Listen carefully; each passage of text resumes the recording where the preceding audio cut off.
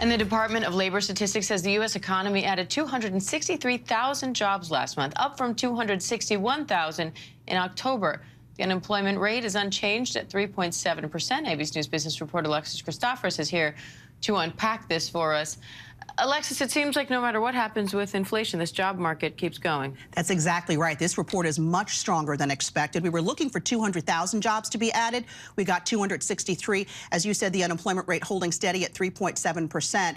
Companies are still looking to bring workers on despite fears of a recession and an uncertain economic outlook. And there are a couple of things in this report that are not going to sit well with the Federal Reserve in its fight against inflation, namely wages, up 0.6% month over month, up 5.1% year over year.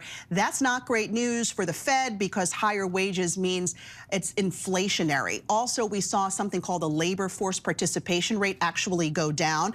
Not great news because in a healthy economy, in a healthy job market, you have more people entering the labor force. That's not what we're seeing now. And another piece of this puzzle is, you know, we've been talking a lot about companies in technology, real estate, entertainment, laying off a number of workers in these past few months. But still, the number of, or the demand for workers continues to outpace the number of people looking for jobs. There are now roughly 1.7 positions open for people who are looking for work. And I actually spoke to the CEO of Goodwill about this recently. That's a company that helps train people for better paying jobs. And I asked him about this imbalance between labor and supply and demand in the labor market. And here's what he had to say. In the broader context, the market is still extremely hot. The big concern we have right now is employers are saying they've got great jobs, but they can't locate people with the skills that they need. Now, earlier this year, we did a study and actually polled 2,400 people in the job market to say, what are your experiences in this economy right now? People who are unemployed and people who are employed but looking for a new job told us overwhelmingly that they're seeing jobs that they want, but they either aren't getting them or aren't applying because they don't have the skills they need.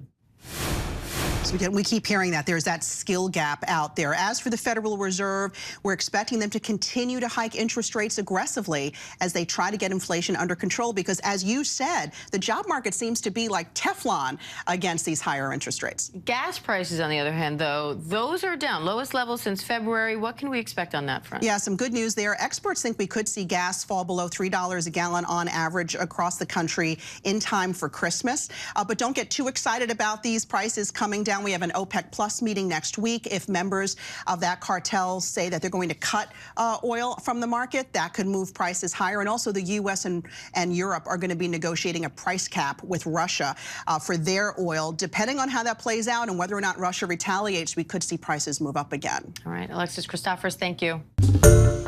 Hi, everyone. George Stephanopoulos here. Thanks for checking out the ABC News YouTube channel. If you'd like to get more videos, show highlights, and watch live event coverage, click on the right over here to subscribe to our channel. And don't forget to download the ABC News app for breaking news alerts. Thanks for watching.